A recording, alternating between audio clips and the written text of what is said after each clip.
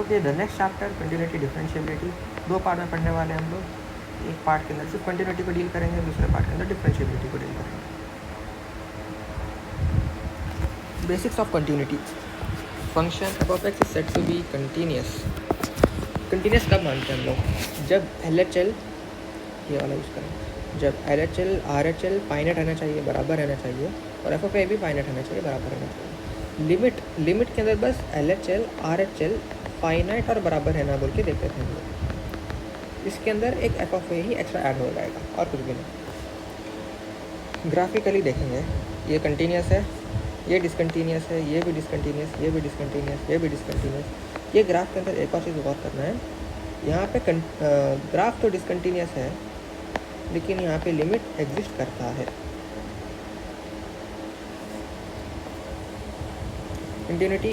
Continuity भी 2 जगह पर देखते हैं। कंटिन्यूटी एट अ पॉइंट, एक और होता है कंटिन्यूटी इन एन इंटरवल।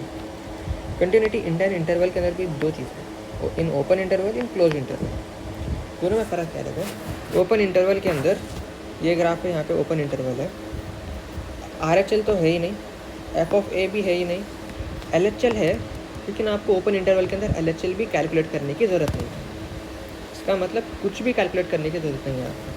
लेकिन क्लोज इंटरवल के अंदर RHL नहीं है, एफ ऑफ ए है, कैलकुलेट भी करना पड़ेगा, LHL है और वो भी कैलकुलेट करना पड़ेगा, चेक करना पड़ेगा, फाइनाइट रहना चाहिए, दोनों भी बराबर रहना चाहिए। लेकिन इसके अंदर कुछ भी नहीं, इसके अंदर ये 2, यहाँ पे कुछ भी नहीं करने की वजह से आप एक और चीज़ देख सकते हैं।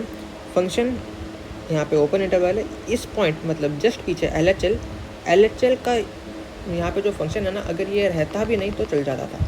यानी कि फंक्शन ऐसा चला जाए, LHL के अंदर इन्फिनिटी आ जाए, फाइनाइट के बजाय इन्फिनिटी चला जाएगा, तो फिर भी कंटिन्यूस माना जाएगा फंक्शन। लेकिन उसी जगह पर क्लोज इंटरवल के अंदर ये इन्फिनिटी चला गया LHL में, तो ये डिसकंटिन्यूस बन जाता था क्लोज इंटरवल के अंदर। बस वही देखना। हाँ,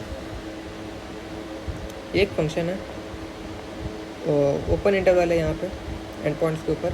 अगर ओपन इंटरवल के अंदर ये फंक्शन को देखा जाए तो कंटिन्यूस मानते हैं उसको, लेकिन क्लोज इंटरवल के अंदर देखा जाए बोले तो डिसकंटिन्यूस रहेगा। ये दूसरा फंक्शन है, ओपन इंटरवल के अंदर ये कंटिन्यूस, क्लोज इंटरवल के अंदर discontinuous.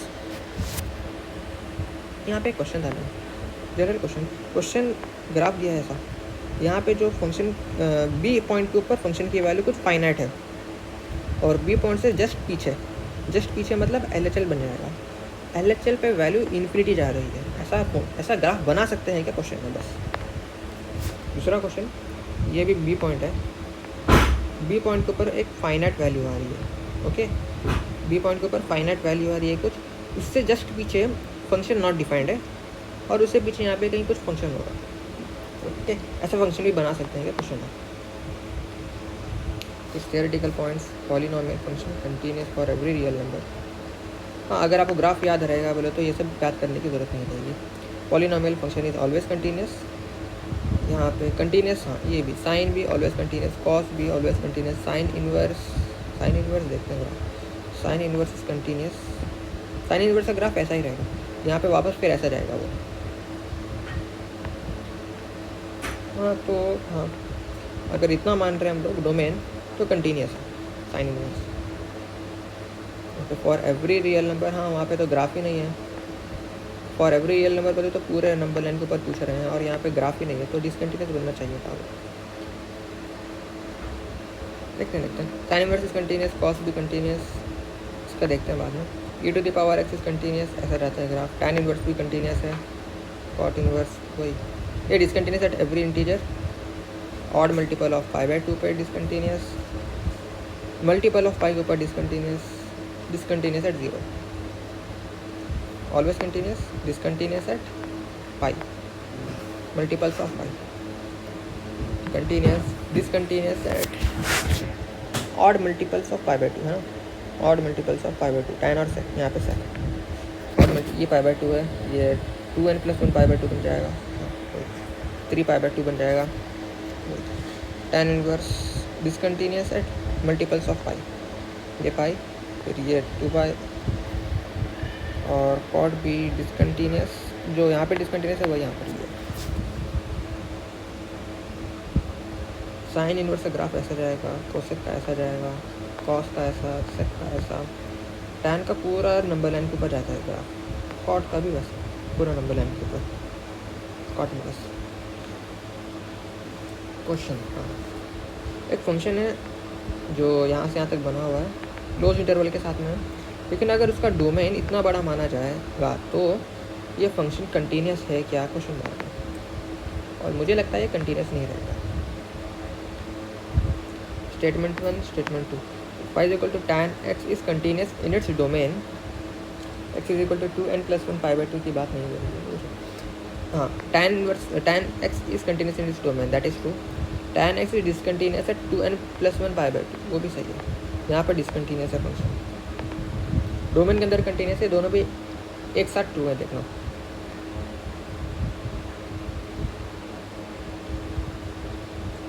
If f of x is equal to sine of alpha plus 2 into x sine of x upon x, ऐसे वाले क्वेश्चन के अंदर आपको दिया, देखो यहाँ पे एक इक्वेशन है, यहाँ पे एक इक्वेशन है, यहाँ पर एक इक्वेशन है, डिफरेंट वैल्यूज ऑफ x के ऊपर ही डिफाइन करे गए हैं और बोला गया कि ये पूरा फंक्शन कंटिन्यूस है। अब कुछ नहीं करना, अगर कंटिन्यूस है बोले तो इस पॉइंट के ऊपर ये सब की वैल्यू बराबर आनी चाहिए, तीनों भी इक्वेशन को इक्वेट करना है आपको, बस उतना ही काम है। इक्वेट कर दो, इसको थोड़ा सिंप्लीफाई कर दो। सिंप्लीफाई करने के लिए लिमिट लगाना पड़ेगा, यहाँ पे लिमिट लगा दो। LHL रूल से मालूम, ये 0/0 आया था, LHL रूल के बाद वैल्यू ये आ गई सिंप्लीफाई करने के बाद, उसको भी सिंप्लीफाई करने के बाद वैल्यू ये आ गई। इन सबको इक्वेट कर दो, बी को भी इक्वेट कर दो, आ जाएगा function from R to R be function as f is equal to 5 a + bx b + 5। ये वाला क्वेश्चन अच्छा क्वेश्चन है। ये वाले क्वेश्चन के अंदर आप इक्वेट कर दोगे इक्वेशन को, इसको सबको इक्वेट कर दोगे। x इक्वल टू 1 पे LHL f(1) RHL कैलकुलेट कर लिया, इक्वेट कर दिया, एक इक्वेशन बना दिया। यहाँ इसकी इक्वेशन यहाँ पर है, इसकी इक्वेशन यहाँ पर है। ओके, इस इक्वेशन बनाने के बाद में आपको वैल्यू निकालना है, बस उतना ही। यहाँ से a की वैल्यू 0 निकल गई और यहाँ से a की वैल्यू b की वैल्यू 5 निकल गई। a भी मिल गया, b भी मिल गया, आंसर सी आ जाएगा। यहाँ पर a की वैल्यू 0, b की वैल्यू 5। तो गलत हो गया था क्योंकि क्वेश्चन के अंदर ये बोला नहीं गया था कि यहाँ पे फंक्शन कंटिन्यूस है। इस वाले क्वेश्चन के अंदर बोला गया था कि फंक्शन कंटिन्यूस है, यहाँ पे बोला नहीं गया। यहाँ पे ऑप्शन दिया हुआ है, कंटिन्यूस भी हो सकता है, नॉट कंटिन्यूस भी हो सकता है। तो बोलोगे चलो ठीक है, लेकिन a की वैल्यू 0, b की वैल्यू 5 पे कंटिन्यूस आ रहा है ना। दो इक्वेशन को हम लोगों ने कैलकुलेट किया, सेटिस्फाई कर रहे हैं, लेकिन थर्ड इक्वेशन सेटिस्फाई कर रहा है क्या आप देखा है नहीं। अगर थर्ड इक्वेशन भी सेटिस्फाई करता था इस वैल्यूज़ के ऊपर तो फिर बोलते थे continuous at a is equal to 0, b is equal to 5। क्या हो गया, देखो ये वैल्यू को आप इस इक्वेशन के अंदर डालोगे तो सेटिस्फाई नहीं करेगा। 15 इज नॉट इक्वल टू 20, समझ रहे हो। तो अगर आप इसको और इसको सेटिस्फाई करोगे, इसको और इसको सेटिस्फाई करोगे तो ये मैच नहीं करेगा, समझ रहे। अगर आप इनको सेटिस्फाई कर दिए, इनको सेटिस्फाई कर दिए तो ये दोनों सेटिस्फाई नहीं हो जाएंगे, कोई ना कोई एक डिसकंटिन्यूस पॉइंट रहेगा यहाँ पर इस इक्वेशन के अंदर। तो यहाँ पे लिख देता हूँ, आपको कहाँ पे चौकन्ना रहना पड़ेगा, क्वेश्चन तो सही से पढ़ना पड़ेगा और एंड पॉइंट्स, हाँ सारी इक्वेशन, ऑल इक्वेशंस को आपको कैलकुलेट करना रहेगा। और दूसरा पॉइंट ये है कि एक और जगह पर आपको घुमा सकता था क्वेश्चन। आपने डायरेक्टली एज्यूम कर दिया कि ये वाला फंक्शन कंटिन्यूस है। अगर ये फंक्शन ही डिसकंटिन्यूस रहता बोले तो आपका ये फंक्शन भी कभी भी कंटिन्यूस नहीं आता था। जैसे कि अगर इसकी जगह पर मॉड्यूलस ऑफ एक्स देते थे बोले तो एवरी इंटीजर के टाइम पे वो डिसकंटिन्यूस हो जाएगा, है ना। तो फंक्शन ऑलवेज डिसकंटिन्यूस रहता था। तो आपको फंक्शन को भी देखना पड़ेगा, फंक्शन को भी चेक करना पड़ेगा। चलो back to the question. Function f is defined on -1/3 से लेकर 1/3, फंक्शन इज कंटिन्यूस। इन दोनों को इक्वेट कर दो, इसको सॉल्व कर देना, सिंप्लीफाई करना, LHL लगा देना, वैल्यू आ गई 5, k की वैल्यू 5, खत्म। टाइप्स ऑफ डिसकंटिन्यूटी मैंने कैसा याद रखा है, पहला वाला तो हो गया रिमूवेबल टाइप, दूसरा वाला टाइप के अंदर आ जाएगा non removable type. Removable type के अंदर आप डिसकंटिन्यूटी को रिमूव कर सकते हो बोल के मैंने ऐसा सोचा था। एक पॉइंट से, बस एक पॉइंट को ऊपर नीचे करने से आप डिसकंटिन्यूटी को रिमूव कर सकते हो। यहाँ पर ये वाले पॉइंट को नीचे ला लो, ख़त्म, कंटिन्यूस बन जाएगा। यहाँ पर ऊपर से टपका दो एक पॉइंट को, कंटिन्यूस बन जाएगा। इसको आइसोलेटेड पॉइंट बोलते हैं, जो पॉइंट यहाँ पे मिसिंग पॉइंट बोल दीजिए, यहाँ पे पॉइंट ही नहीं है। और नॉन रिमूवेबल टाइप के अंदर एक पॉइंट को ऊपर नीचे करने से आपका डिसकंटिन्यूटी हट नहीं जाएगा। जैसे LHL is not equal to RH। हाँ, ये देखो एक पॉइंट ऊपर नीचे करने से डिसकंटिन्यूटी हट नहीं रही है, यहाँ पर भी और यहाँ पर भी, और ये दोनों भी फाइनाइट टाइप के अंदर आते हैं। नॉन रिमूवेबल टाइप डिसकंटिन्यूटी, उसके अंदर भी फाइनाइट टाइप। और यहाँ पे जंप अप डिसकंटिन्यूटी वो सब कैलकुलेट कर लोगे आप। इन्फिनिट टाइप के अंदर कोई ना कोई एक इन्फिनिटी चला जाएगा, यहाँ पे देखो दोनों भी इन्फिनिटी है, कोई एक infinity. Third one is oscillatory type, ये वाला अच्छा है, यहाँ पे लिखा है sign of 1/x। Sign of 1/x के अंदर जब x को 0 डालोगे तो ये पूरी इन्फिनिटी चला जाएगा। ये साइन ऑफ इन्फिनिटी की वैल्यू कैसे निकालोगे आप? कुछ भी हो सकती है वो, 0 भी हो सकता है, 1 भी हो सकता है, -1 भी हो सकता है। वो यहाँ पे एक साथ ऑसिलेट करता रहेगा इन्फिनिटी जाता है, इसे डिसकंटिन्यूस बोलते हैं। ओके, साइन ऑफ इन्फिनिटी, शायद इसको नॉट डिफाइंड भी आगे हम लोगों ने क्वेश्चन में यूज़ किया, नॉट डिफाइंड भी बोला है हम लोगों ने आगे। बाद में बात करते हैं। ओके, ग्राफ से बात एकदम काफ़ी, ये सब आसान है, करने की ज़रूरत नहीं है। Algebra of continuity, sum and difference of two continuous function is always continuous, multiplication भी कंटिन्यूस, डिवीजन भी कंटिन्यूस है, आसान है, समझ लोगे आप। Sum and difference of continuous and discontinuous function, continuous plus minus discontinuous is always discontinuous. Some difference product and division of two discontinuous function may be continuous or may be discontinuous. We need to check. ये और ये we need to check.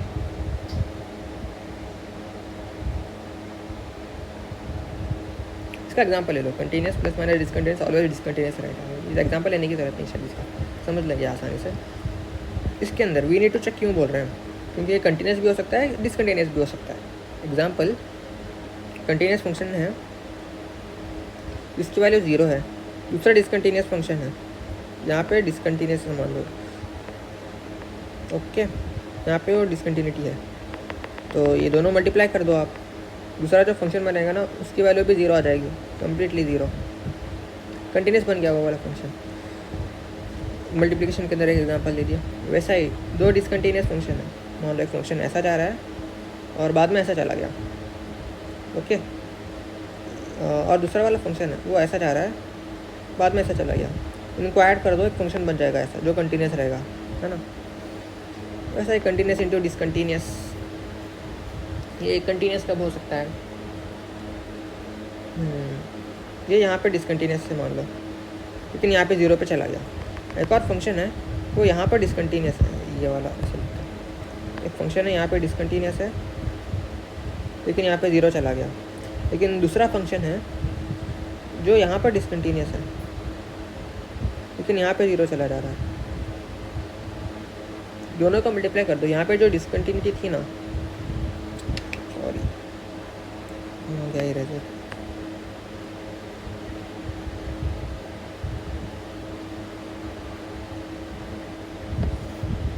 आप इसके जैसा ही मान सकते हो उसको भी।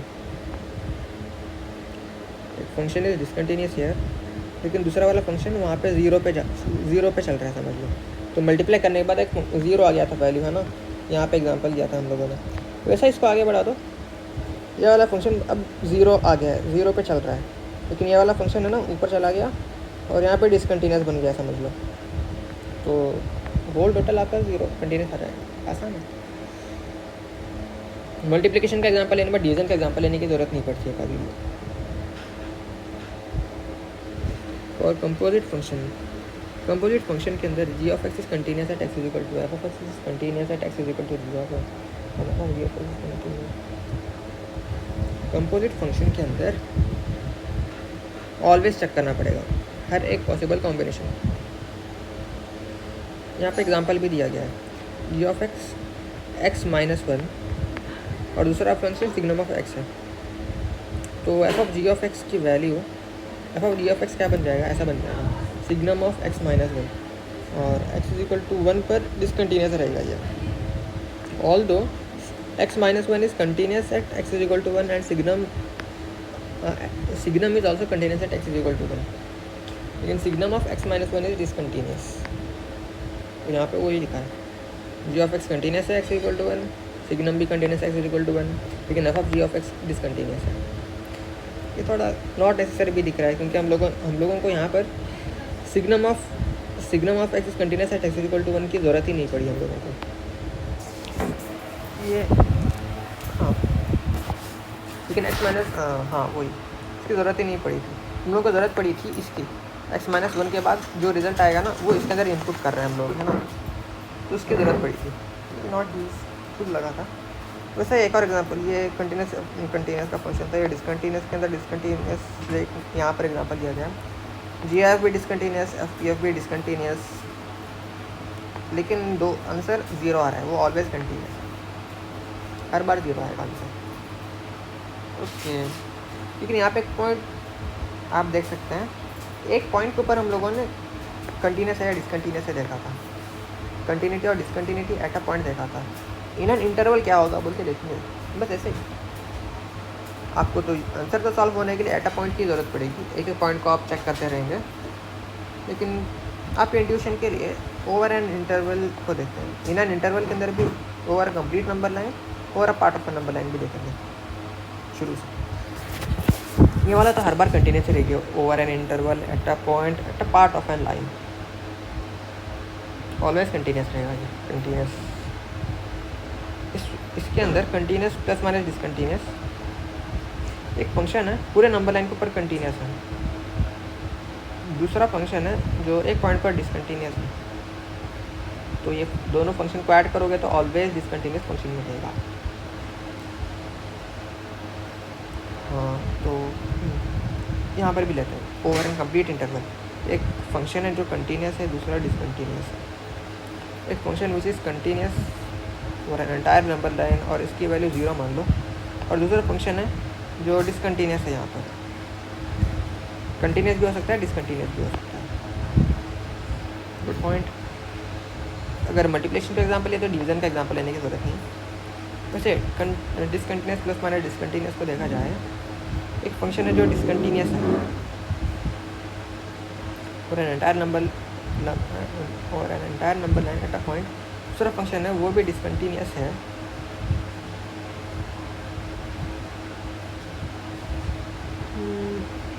कहाँ गया फंक्शन है डिसकंटिन्यूस इस पॉइंट को।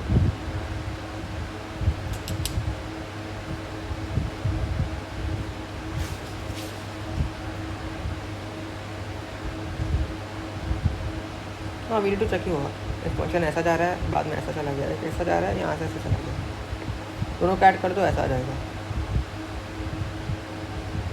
डिसकंटिन्यूस इंटू डिसकंटिन्यूस,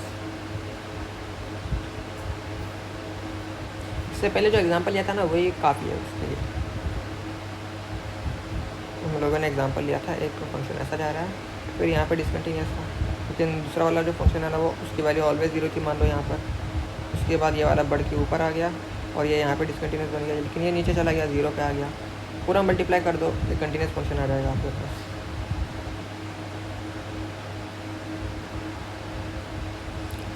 तो एट अ पार्ट एक फंक्शन है, not on an entire number line को देख रहे हैं हम लोग, function at in a part of a number line देखेंगे। एक फंक्शन जो कंटिन्यूस है, इतने पार्ट के ऊपर कंटिन्यूस है फंक्शन मान लो, दूसरा वाला फंक्शन है लेकिन वो डिसकंटिन्यूस है, वो भी एक पार्ट ऑफ अ नंबर है, वो डिसकंटिन्यूस यहाँ पर है मान लो। तो आपको मालूम है दोनों फंक्शन को ऐड करते हैं बोले तो इनके डोमेन का इंटरसेक्शन लेना पड़ेगा, बोले तो बस इतने ही फंक्शन को हम लोग देखेंगे, इतने ही फंक्शन को ऐड करेंगे बोले तो एक फंक्शन मिल जाएगा, वो कंटिन्यूस है ऑलवेज। सो ऑलवेज डिसकंटिन्यूस नहीं, कभी कभी कंटिन्यूस भी हो सकता है, we need to check. Continuous into discontinuous, function continuous है इतने नंबर लाइन पर, दूसरा फंक्शन भी है वो डिसकंटिन्यूस है यहाँ पर, दोनों को मल्टीप्लाई कर दो, always we need to check ये सही है। कंटिन्यूस इंटू डिसकंटिन्यूस के अंदर वी नीड टू चेक करना पड़ेगा, कभी कंटिन्यूस कभी डिसकंटिन्यूस बन सकता है। और डिसकंटिन्यूस प्लस माइनस डिसकंटिन्यूस एक फंक्शन है, इसको भी वी नीड टू चेक करना रहेगा। कंटिन्यूस कब बन सकता है पहले तो यहाँ पे एक फंक्शन डिसकंटिन्यूस है ऐसा चला गया, यहाँ पे दूसरा फंक्शन है वो यहाँ पे डिसकंटिन्यूस है, लेकिन आपको मालूम है एडिशन सब्ट्रैक्शन करो, डोमेन इतना ही है, इतने फंक्शन को ऐड करना रहेगा, फंक्शन बनेगा वो ऑलवेज कंटिन्यूस आ रहा है। तो वी नीड समटाइम कंटिन्यूस बन सकता है, समटाइम डिसकंटिन्यूस बन सकता है। और कंपोजिट फंक्शन है f of g of x at x is equal to a, g of x is continuous at x is equal to a. हाँ, इसके अंदर यहाँ पे लिखा शायद ना,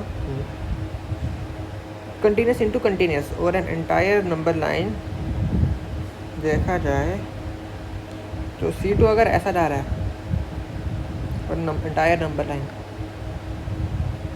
और C1 की वैल्यू ऐसी है, देन C1 C2 ऐसा ही रहेगा, सेम टू सेम जैसा C2 था, क्योंकि x इज इक्वल टू 1 पे वैल्यू इसकी भी वैल्यू 1 है, x इक्वल टू 2 पे इसकी भी वैल्यू 2 है, x इक्वल टू 3 पे इसकी भी वैल्यू 3 है। इसलिए C2 अंदर डालने के बजाय इट इज़ लाइक ऐसा आ जाएगा फंक्शन। दूसरा एग्जांपल लेंगे, C2 ऐसा है, माइनस इंफिनिटी से प्लस इंफिनिटी जा रहा है, लेकिन वैल्यू है ना -1 से लेके 1 तक ही जा रही है, लाइन है ना ऐसा है। ओके, इसका रेंज क्या हो गया -1 से लेके 1। तो C1 और C1 वाला फंक्शन ऐसा है, समझो C1 C2 के अंदर C2 जो है ना, C2 का रेंज क्या था, -1 से लेके 1 था, तो इसके अंदर भी -1 से लेके 1 ही जाएगा। तो C1 के अंदर -1 से लेके 1 ही जाएगा, बोले तो -1 से लेके 1 तक का ही ग्राफ बनेगा, और वो भी स्ट्रेच हो जाएगा ऐसा, माइनस इन्फिनिटी से लेके प्लस इन्फिनिटी तक स्ट्रेच हो जाएगा। करना क्या है बोले तो आपको यहाँ से लेके यहाँ तक का डोमेन लेना है पहले। ओके, यहाँ से यहाँ तक लेना है, फिर बाद में इसका क्या आ गया था, -1 से लेके 1 आया था, -1 से लेके 1 तक का ग्राफ यहाँ से निकालना है कट करके, फिर यहाँ पे खींच के चिपकाना है माइनस इन्फिनिटी से प्लस इन्फिनिटी तक।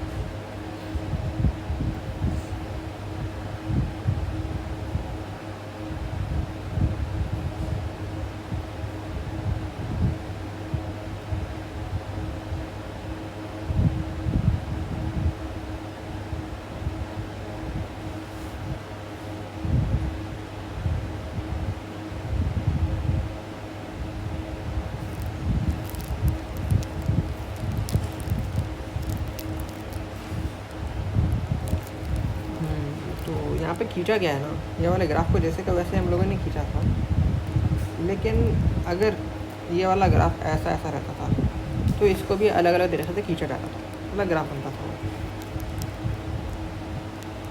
पार्ट ऑफ अ लाइन का एग्जांपल ले रहे हैं हम लोग। Note for set relation, note from set relation and set relation और फंक्शन के अंदर आपको बोला गया था कंप्लीट फंक्शन के अंदर range of C2 always should be less than domain of C1। C2 का range should always be less than, यहाँ पे है ना C2 का रेंज मतलब -1 से लेके 1 जो है ना, ये C1 के डोमेन के अंदर रहना चाहिए। यहाँ पे था, ये पॉइंट को याद रखना, यहाँ पे लिखा है वही पॉइंट को, अगर नहीं रखते आप ध्यान में तो क्या होता था, देखो ऐसा वाला फंक्शन दिया गया है, यहाँ पे C2 है, C2 यहाँ से यहाँ तक जा रहा है और इसका रेंज 1 से लेके 2 है। ओके, C2 2 से लेके 4 तक चला गया, ग्राफ के अंदर 2 से लेके 4 है और इसका रेंज 1 से लेके 2 है। तो C1 वहाँ पर ही 3 से लेके 4 पे जा रहा है, सॉरी 3 से 4 पे 3 से 4 चला गया, लेकिन C1 के डोमेन के अंदर 1 से लेके 2 है ही नहीं। क्या देखना था, C2 का रेंज 1 से लेके 2 है, लेकिन C1 के डोमेन के अंदर 1 से लेके 2 है ही नहीं, इसका ग्राफ ही नहीं बन सकता।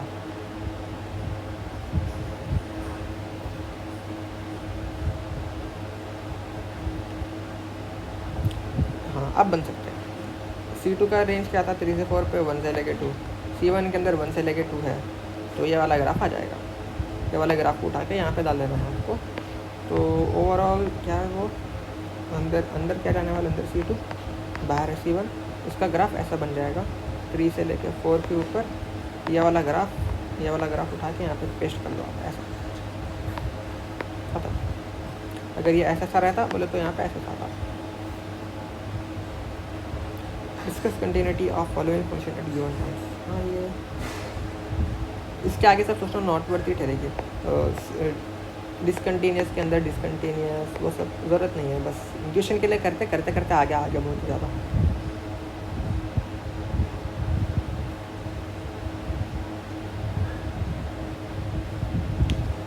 Discuss continuity of following function at given points.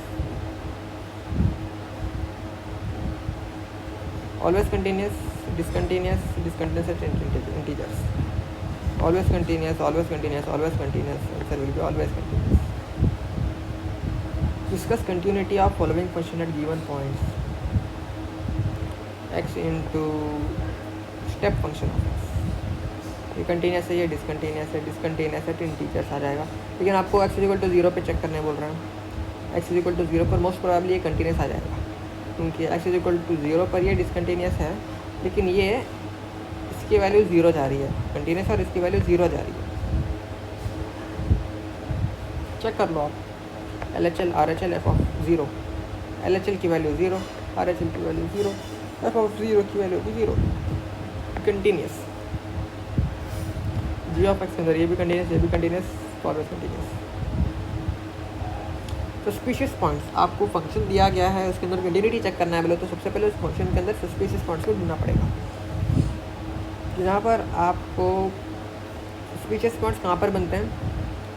Greatest integer function और फ्रैक्शनल फंक्शन के अंदर, इंटीजर्स की जगह पर सिग्नम फंक्शन और मॉड्यूलस फंक्शन के अंदर, जहाँ पर फंक्शन 0 बन जाएगा, डिनोमिनेटर जहाँ पर 0 बन जाएगा, और and points of given interval और डोमेन के एंड पॉइंट्स के ऊपर, मतलब जहाँ पर फंक्शन चेंज हो रहा है उस पॉइंट्स के ऊपर।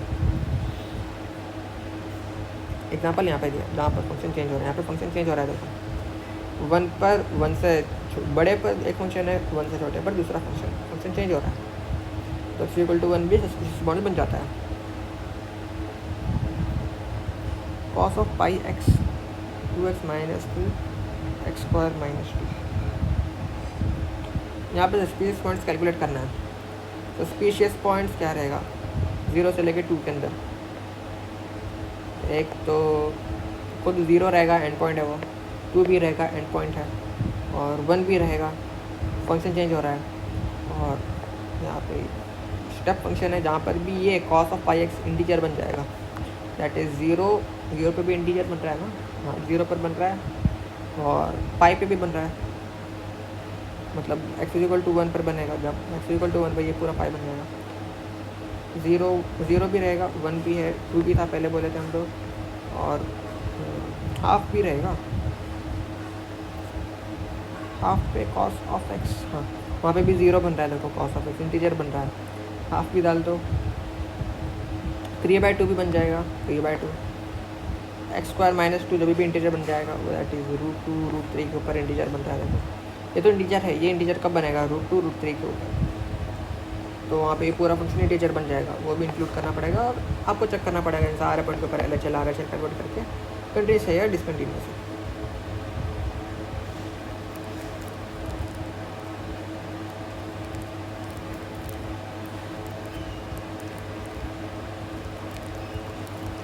Special function separately defined for rational and irrational numbers.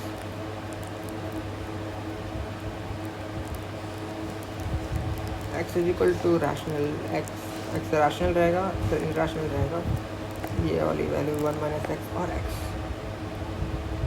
x जब भी rational है तो फंक्शन 1 माइनस एक्स है, जब भी irrational है जब फंक्शन x है। तो कौन से पॉइंट पर ये फंक्शन कंटिन्यूस है बोल के पूछा जा रहा है।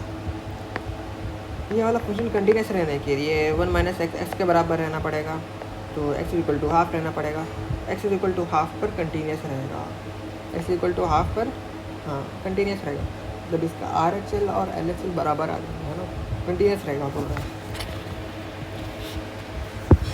सबसे हाँ हम इसके ऊपर है ना एक डम क्वेश्चन पूछे थे सर से, क्या था वो question? x equal to half तो रैशनल नंबर है, इट बिलोंग्स टू q, और क्वेश्चन में बोला गया है कि x should also belong to irrational number, sorry irrational बोलते हैं क्या, इरेशनल, और यहाँ पे x रैशनल को ही बिलोंग करता है, तो x एक साथ रैशनल और इरेशनल, मतलब हाँ वही एक्स यहाँ पे रैशनल है, लेकिन बोला है कि एक्स रैशनल भी होना चाहिए और रैशनल भी होना चाहिए, वो कैसे हो जाएगा बोल के। X is continuous at x is equal to half बोले थे सर ने। तो स्टॉप करते हैं यार।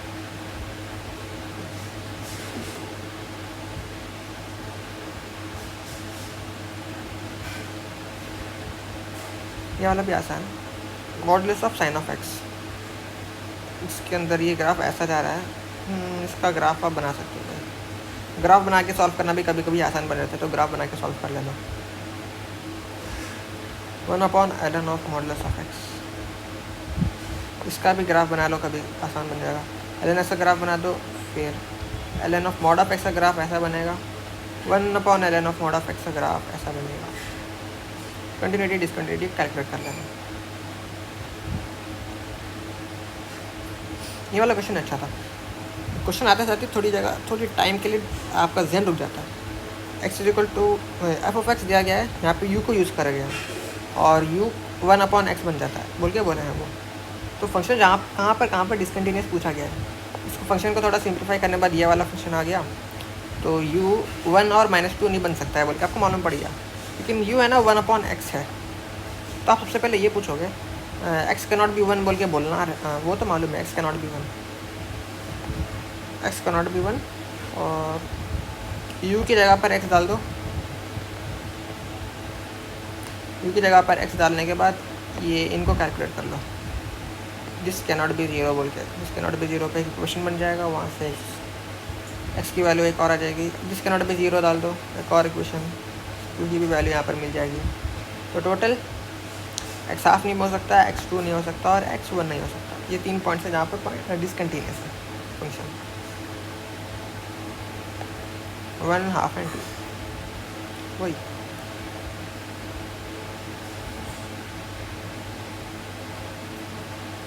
हाँ, थोड़े टाइम के लिए स्टक करते हैं यहाँ पे। u की वैल्यू 1/x-1 डाल सकते हैं या नहीं डाल सकते हैं। x कैनॉट बी 1 बोल के भी मालूम है हम लोग क्या करना पड़ेगा बोल के, थोड़ी देर के लिए आप रुक सकते हो, वहाँ डाल सकते हैं आप डाल के, लेकिन इसको आगे सिंप्लीफाई मत कर लेना, पहले दिस इक्वल टू 0 बोल के कैलकुलेट कर लेना जवाब।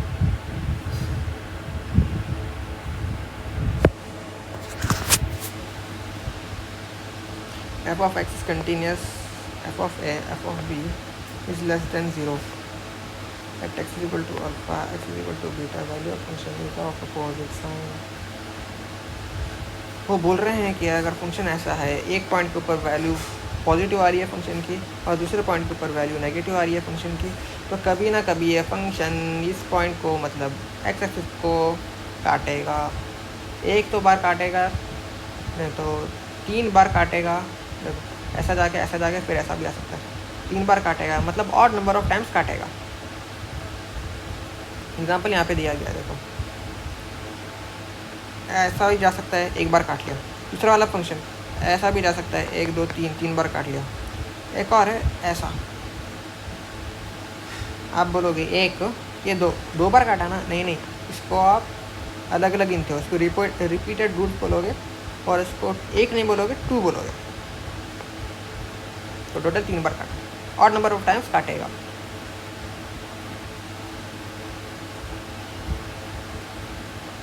Comment on nature of roots of quadratic.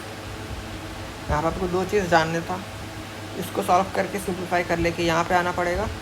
यहाँ पर आप देखोगे ये पॉजिटिव नंबर है 3, तो अपर ओपनिंग क्वाड्रेटिक पैराबोला बनेगा, अपर opening parabola.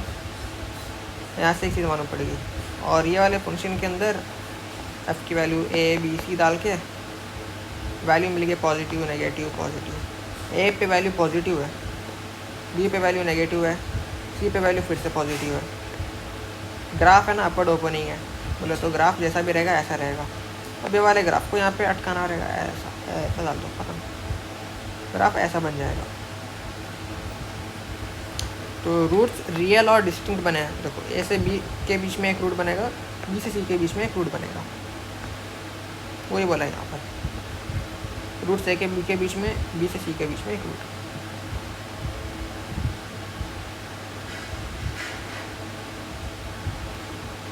Function is from 1 to 10 और फंक्शन है ना q बोले तो रैशन, सिर्फ रैशनल नंबर है, इर्रेशनल नंबर नहीं हो सकते। और एफ ऑफ 2 की वैल्यू 5 है, तो एफ ऑफ 5 की वैल्यू क्या रहेगी, वो भी 5 ही आ जाएगी। कैसा, देखो सिर्फ रैशनल बोला है, तो नंबर लाइन के ऊपर आप जब भी यहाँ से यहाँ पे जाओगे ना, आप कितने के सारे इर्रेशनल नंबर से पास हो जाओगे।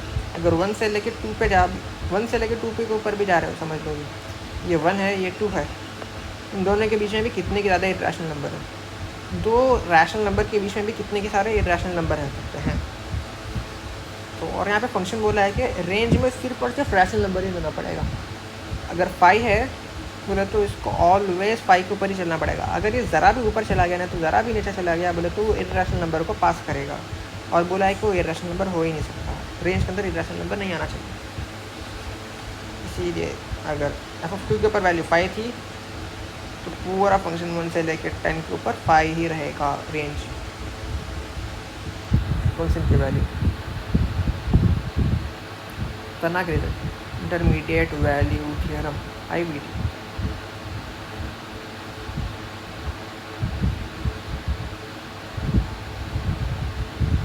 तो बस वो ये बोलना चाह रहे हैं, फंक्शन स्टार्ट हो रहा है एफ ऑफ ए के ऊपर, एंड हो रहा है एफ ऑफ बी के ऊपर, वो यहाँ पर है, तो कभी ना कभी यहाँ से पास होना ही पड़ेगा, मतलब के से पास होना ही पड़ेगा। के ऊपर एक लेज़र डाल दो, लेज़र लाइन, तो फंक्शन है ना कभी ये लेज़र लाइन को काटना ही पड़ेगा उसे। बस वही बोल रहा हूँ, एक बार भी काट सकता है, 2 बार भी काट सकता है, लेकिन काटेगा ज़रूर। इसके अलावा जा ही कैसे सकता है यार वो यहाँ पे।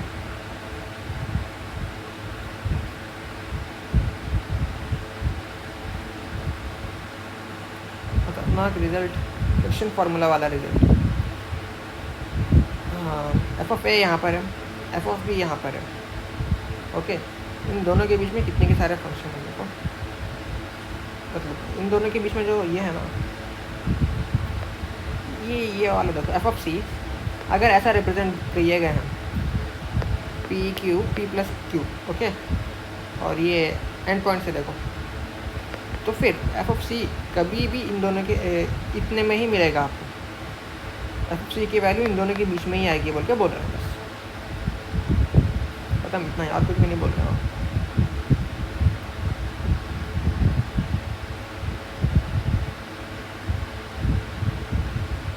बोले क्या, थोड़ा लंबा है। If f of x is continuous in 0 से लेकर 1, f of 0 is 0, f of 1 is 0, then there for at least one c heavy है भाई, लूँ या ना लूँ।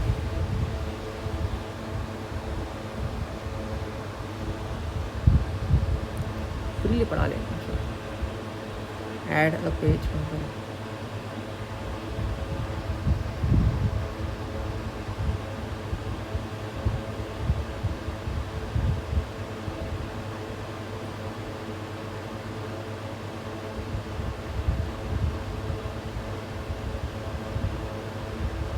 चलो भाई, चलो जल्दी नीचे चलो, वहाँ पर थे हम लोग, खतरनाक रिजल्ट हो गया। और यहाँ पर है क्वेश्चन, यस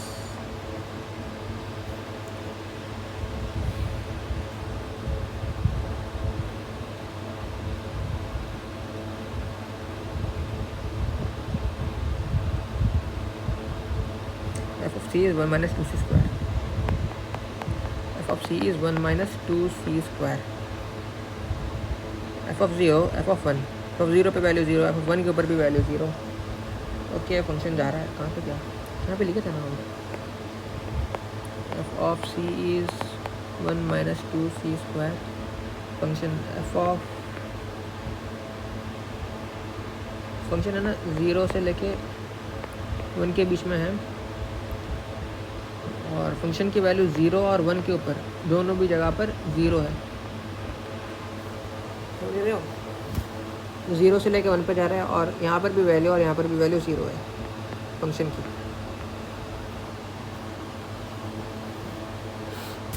और ये फंक्शन 0 से लेके 1 पे जो जा रहा है ना, ये फंक्शन कंटिन्यूस है। वो कैसा जाएगा बोल के अगर आप सोचो, कैसा भी ऐसा जा सकता है ना, तो ऐसा जा सकता है ना, तो ऐसा जा सकता है ना, तो डायरेक्टली ऐसा भी जा सकता है, ओके। और एफ ऑफ सी को देखते हैं, एफ ऑफ सी क्या बोलते हैं। एफ ऑफ सी का रेंज क्या हो जाएगा, 1 माइनस 2c स्क्वायर, जहाँ पर सी बोलते हैं कि सी भी है ना 1 से लेके 0 से लेके 1 के ऊपर ही बिलोंग करेगा बोल रहे हैं, वो क्वेश्चन में लिखा हुआ है। तो इसका रेंज क्या आ जाएगा फंक्शन का, एक बार 0 डालो 1 आ गया, एक बार 1 डाल दो वैल्यू है ना -1 आ गई। ओके, तो ये वाला फंक्शन है ना -1 से लेके 1 तक जा रहा है। कहाँ से? -1 से लेके 1 तक जा रहा है, +1 तक। ओके, वो भी 0 से लेके 1 तक है, सी की वैल्यू भी 0 से लेके 1 तक। ओके, यहाँ पे -1 से लेके 1 तक जा रहा है ये। तो ये फंक्शन कभी ना कभी इनको काट के ही जाएगा आगे, कभी ना कभी काटना ही पड़ेगा इनको। 1 - 2c² कुछ ऐसा गया होगा, नहीं तो ऐसा गया होगा, लेकिन कभी ना कभी इस फंक्शन को ये फंक्शन से कट होना ही पड़ेगा बोल के बोल रहे हैं वो क्वेश्चन, जो कि ट्रू है, कभी ना कभी कट होना ही पड़ेगा। f(0) पे वैल्यू क्या आ जाएगी? f(0) पे वैल्यू क्या थी? 1 थी। ये वाला फंक्शन कुछ भी ऐसा ऐसा गया है, लेकिन ऐसा गया है। क्लियर ड्रॉ करेंगे एक बार। ये 0 है, ये 1 है। पहले वाले फंक्शन है ना 0 से लेके 1 तक जा रहा है, कैसा भी जा रहा होगा हमको पता नहीं। लेकिन दूसरा वाला फंक्शन है जिसकी वैल्यू 0 पर 1 थी, वैल्यू 0 पर उसकी वैल्यू 1 थी और 1 पर उसकी वैल्यू है ना -1 थी। तो ये कैसा भी गया होगा, लेकिन 1 से लेके -1 तक चला गया वो। ओके, तो ये पहला वाला जो फंक्शन था ना, वो कभी ना कभी ये ग्राफ को कट करेगा बोल के बोल रहे हैं। वो कट करना ही पड़ेगा उसको, अगर वो 1 तक जाना है तो। या तो ऐसा गया तो यहाँ पे कट करेगा, ऐसा गया तो यहाँ पे कट करेगा, ऐसा गया तो यहाँ पे कट करेगा, लेकिन कभी ना कभी एक बार तो कट करेगा, वही बोल रहे हैं। फंक्शन इज कंटिन्यूस इन 0 से लेके 1, f(0) is 0, f(1) is 0, then at least 1c from 0 to 1 where f(c) is 1 - 2c²। Yes, और यहाँ पे उसको सॉल्व करने का अच्छा तरीका है, इसको भी याद रखना पड़ेगा आपको। हम आपको ओरली बताएं, लेकिन एग्ज़ाम में आप ऐसा नहीं कर सकते, बहुत दिमाग लगता है ये सोचने के लिए, और इसको इससे मैच करने में आपको भी टाइम लगेगा क्वेश्चन से। तो आपको ये वाला जो तरीका है ना, इसको याद रखना रहेगा, इसको फॉलो करना रहेगा। f(x) is continuous in a to b, f(a) की वैल्यू f(b) की वैल्यू सेम नहीं है for some c। Okay, f(c) को k मान लो, और ये लिखा गया फंक्शन में, ये दिया क्वेश्चन में, ये दिया गया।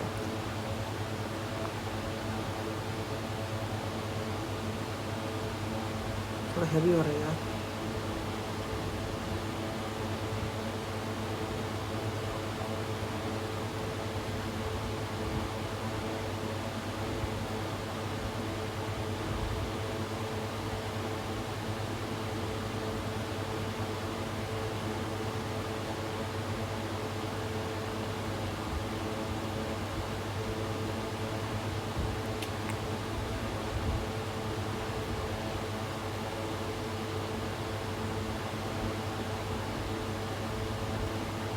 ये वाला भी आसान है, समझाने के लिए ताकत नहीं है यार अभी।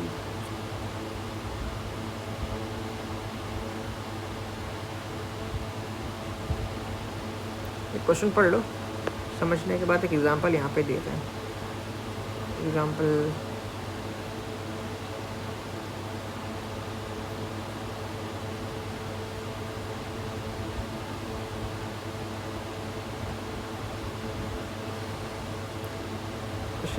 function is from 0 to 2, range r, the continuous function, and f(0) and f(2) are equal. f(0) and f(1) is not equal. For all x1, x2 belongs to 0 to 2, such that x2 minus x1 is equal to 1, for which f of x2 is equal to f of x1. हम इसको कैसे सोचे थे देखो, x2 minus x1 1 है, function है ना 0 से लेके f(2) तक गया हुआ, और f(1) की वैल्यू f(0) या f(2) के बराबर नहीं है, वो अलग है, ऊपर या नीचे कहीं पर भी है, फर्क नहीं पड़ेगा। Such that x2 minus x1 is equal to 1, for which f of x2 is not equal to f of x1.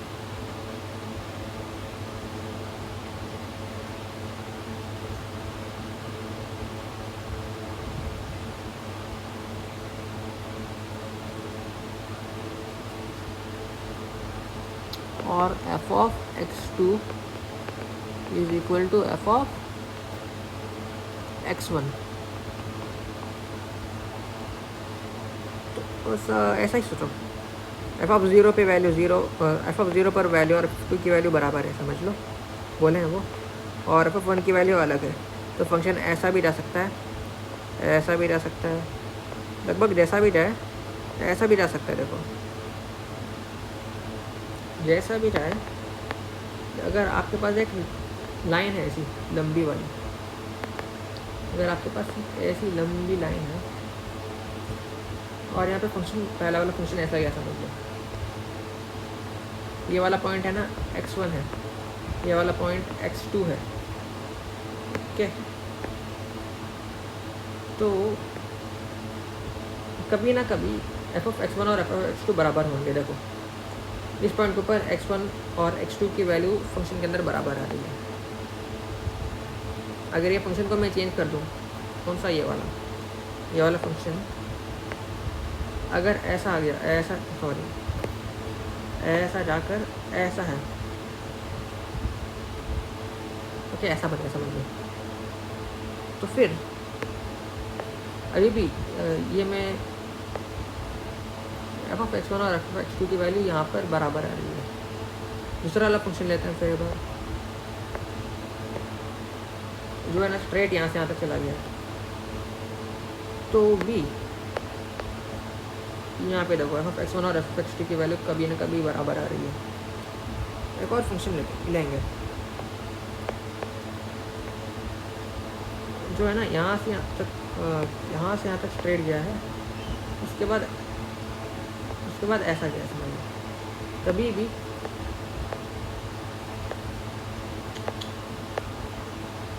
इन दोनों की वैल्यू इतने पूरे पर बराबर आ रही है, x1 और x2, एफ ऑफ x1 और एफ ऑफ x2 की वैल्यू।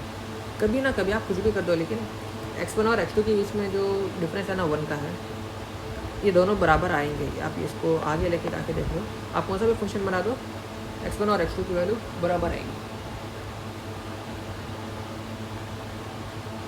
ये था ग्राफिकल एनालिसिस। आपको सॉल्व करना है सर के मेथड से, एग्जाम में आप ये सब कर नहीं पाओगे, बहुत सोचना रहेगा। इसीलिए x minus 1 minus cos of pi x takes on value of 1 upon e for some x belongs to 1 to 2। x1 पर वैल्यू क्या आ रही है एफ ऑफ एक्स की, 1, f2 पर वैल्यू 0, तो फंक्शन 1 से लेके 0 तक जा रहा है, कभी ना कभी 1 अपॉन ई से कट होगा ही। 1 अपॉन ई पे लेज़र डालोगे, अगर आप लेज़र बीम छोड़ोगे तो कभी ना कभी कट होगा। बताऊँ denote greatest integer, limit x tends to 0, a की वैल्यू दी गई है, इसको सॉल्व करो, a की वैल्यू निकल जाएगी। Then function f of x is discontinuous when x is equal to question mark.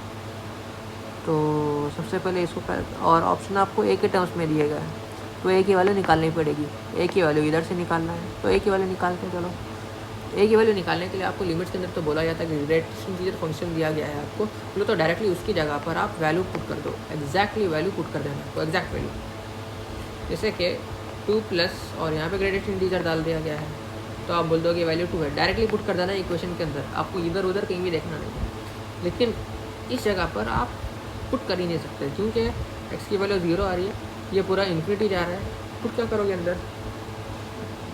इसीलिए इसको हम लोग ऐसा बना देंगे, 4 upon x minus 4 upon x, okay. तो इसको मल्टीप्लाई कर दो, सिंप्लीफाई हो जाएगा, यहाँ पे बच गया 4। इसको सॉल्व कर सकते हो आप, x 0 जा रहा है और इतना पूरा है ना, जो भी हो जाए, इन्फिनिटी तो जा रहा है इतना पूरा, लेकिन जो भी हो वो 0 से लेके 1 के बीच में ही रहेगा। तो 0 इंटू 0 से लेके 1 के बीच में कुछ भी आ जाए, 0 ही आ जाएगा ऑलवेज। इस आंसर आपको a की वैल्यू 4 मिल गई थी। a की वैल्यू 4 मिलने के बाद a की वैल्यू पुट कर दो, फाइनल फिर से ऑप्शन बना लो। ऑप्शन बनाने के बाद इसको सॉल्व करना है। फंक्शन कहाँ पे डिसकंटिन्यूस पूछा गया है, ये वाला फंक्शन एक्स स्क्वायर जब भी इंटीजर हो जाएगा और साइन ऑफ पाई एक्स जब भी इंटीजर बन जाए, साइन ऑफ पाई एक्स तो ऑलवेज कंटिन्यूस है, इसका टेंशन ही नहीं। ये जब भी डिसकंटिन्यूस रहेगा वो देखना पड़ेगा आपको। सस्पिशियस पॉइंट्स कैलकुलेट कर लो, x is equal to 2, x is equal to √5 suspicious points. हाँ ये सस्पिशियस पॉइंट्स है, लेकिन x इज इक्वल टू 2 पर इसकी वैल्यू यहाँ पे तो डिसकंटिन्यूस है, लेकिन साइन ऑफ पाई एक्स जो है ना ये 0 की तरफ जा रहा है, तो ये पूरा फंक्शन कंटिन्यूस बन जाएगा, जो कि बन भी गया। f(2) की value f2 plus f2 minus की वैल्यू 0 आ गई। और √5 के ऊपर ये डिसकंटिन्यूस है, और ये वाला कंटिन्यूस है, लेकिन इसकी वैल्यू 0 नहीं है, तो मर गया। डिसकंटिन्यूस x इक्वल टू √5 पर रहेगा, कैलकुलेट कर लो। सर ये और ये देखो ये बराबर नहीं है, खत्म। The greatest integer less than और इक्वल टू x, देन इतना पूरा पढ़ना बेकार दिखता है यार। यहाँ से question, then at which of the following points function x into cos of pi into x plus greatest integer of x is discontinuous. कहाँ पे डिसकंटिन्यूस पूछा गया, तो ये तो ऑलवेज कंटिन्यूस है, ये भी ऑलवेज कंटिन्यूस रहना चाहिए, ये वाला फंक्शन भी कंटिन्यूस है, लेकिन इसके अंदर जो ये है ना तामझाम, ये डिसकंटिन्यूस बन रहा है, तो ये कंटिन्यूस इंटू डिसकंटिन्यूस वाले कैटेगरी के अंदर आ गया। तो कैलकुलेट कर लो सस्पिशियस पॉइंट सबसे पहले, जहाँ पर भी इंटीजर बन जाएगा।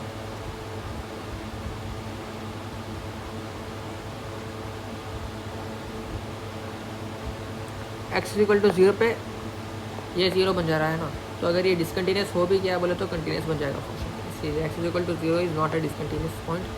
और ये इंटीजर कहाँ पर है, 1 पे भी इंटीजर बन रहा है, 2 पे भी, और -1 पे भी इंटीजर बन रहा है ये, तो ये तीनों पॉइंट पर ये डिसकंटिन्यूस बोले तो ये पूरा डिसकंटिन्यूस, मतलब ये पूरा डिसकंटिन्यूस, मतलब ये पूरा डिसकंटिन्यूस, और इसकी वैल्यू 0 नहीं आ रही है, इसकी वैल्यू 0 नहीं आ रही है, डिसकंटिन्यूस है बोल दो। सबसे पहले आपको चेक करना पड़ेगा, मतलब इसके अंदर ये पूरा डिसकंटिन्यूस है बोले तो कॉस ऑफ ये डिसकंटिन्यूस आ रहा है या नहीं बोल के चेक कर लो, क्योंकि अगर ये x के बजाय x/2 रहता तो आप मार खा रहा था। सॉल्व करें x/2 लेकर, x इज इक्वल टू 1 पर करूँ या ना करूँ यार, वही कॉस का ग्राफ देख लो सबसे पहले, ओरली बता दे तो अच्छा। कॉस का ग्राफ ऐसा जा रहा है, और ये दोनों जो है ना डिसकंटिन्यूटी है ना 1 की आ रही है, देखो कभी भी इसकी वजह से डिसकंटिन्यूटी 1 की आ रही है, और 1 पाई से मल्टीप्लाई होने के बाद पाई की डिसकंटिन्यूटी आ रही है, मतलब कॉस का ग्राफ पाई से आगे पीछे हो रहा है, तो पाई का डिफरेंस पे ये आ रहा है, देखो एक बार +1 एक बार -1 पे चला जा रहा है, और एक बार -1 से +1 पे जा रहा है, इतना पूरा डिफरेंस है पाई का। लेकिन अगर यहाँ पे देखा जाए तो यहाँ से यहाँ तक भी डिफरेंस पाई है, और लेकिन यहाँ पे भी और यहाँ पे भी वैल्यू 0 आ रही है, देखो समझ रहे हो, वो इम्पोर्टेंट पॉइंट था। इस केस के अंदर हर बार यहाँ से लेके यहाँ तक जा रहा है ग्राफ, डिसकंटिन्यूस बन रहा है बोले तो डायरेक्टली यहाँ से लेके यहाँ पे जंप कर दे रहा है, और इन दोनों की वैल्यू अलग आ रही है, इसकी वजह से डिसकंटिन्यूस हो रहा था। इस पॉइंट के ऊपर देखो f(1) एक बार cos ऑफ 2π बन रहा, फिर cos ऑफ 2π बन गया, एक बार cos ऑफ पाई बन गया था, cos ऑफ पाई के ऊपर वैल्यू -1 थी, cos ऑफ 2π के अंदर वैल्यू +1 थी, लेकिन यहाँ पे 2π के बजाय यहाँ पे π/2, यहाँ पर भी π/2, और यहाँ पर मान लो π/2 एक नंबर पीछे, मतलब -π/2, तब इन सब की वैल्यू 0 आती थी, और फिर कंटिन्यूस रहता था। बस इतना ही बोलना था, बड़ा वाला ये रहता।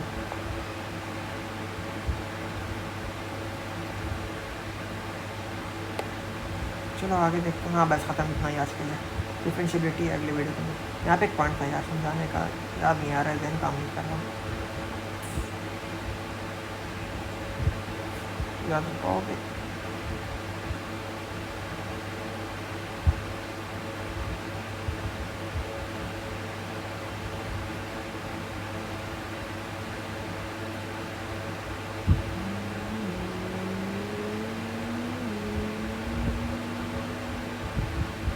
हाँ स्पेशल फंक्शन के अंदर यार, स्पेशल फंक्शन के अंदर सोचे थे बहुत ज़्यादा हम,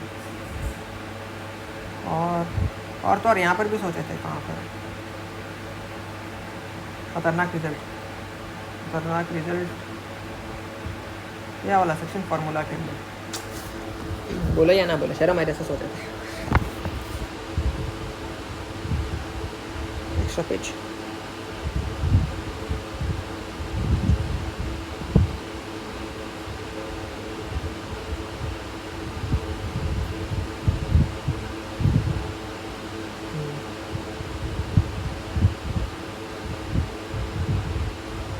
अब बोलने के लिए भी ताकत नहीं है, कहाँ से शुरू करें समझ नहीं।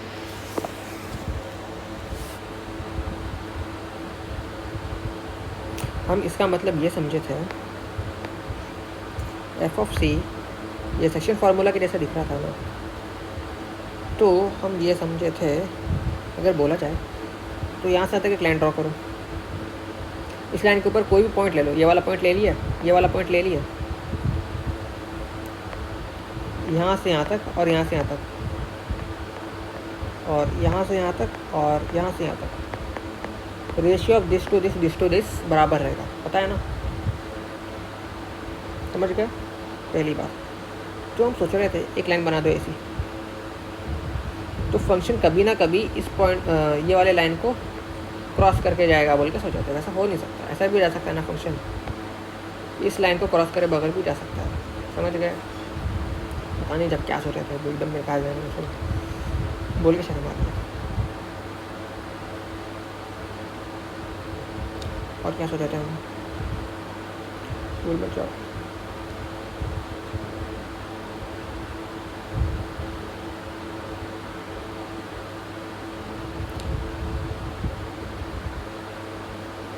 वही स्पेशल फंक्शन के अंदर तो यहाँ पर एकदम बेकार सवाल कर रहे थे हम, और तो और बेकार सवाल के साथ यहाँ पर एक चीज़ ऐसा दिखाया था, एक इन्फॉर्मेशन दिए जैसा दिखा रहे थे। ये कंटिन्यूस बोल रहे हैं, बोले तो x इक्वल टू 1/2 से जस्ट आगे और जस्ट पीछे जो भी रहेगा ना नंबर, x इक्वल टू 1/2 पे कंटिन्यूस है, मतलब आगे कोई ना कोई एक नंबर होगा, वो हो सकता है रैशनल हो सकता है इरैशनल हो सकता है क्यू हो सकता है -q। यहाँ पर भी जो नंबर है ना, हो सकता है क्यू हो सकता है क्यू डैश हो, ओके, कुछ भी हो सकता है।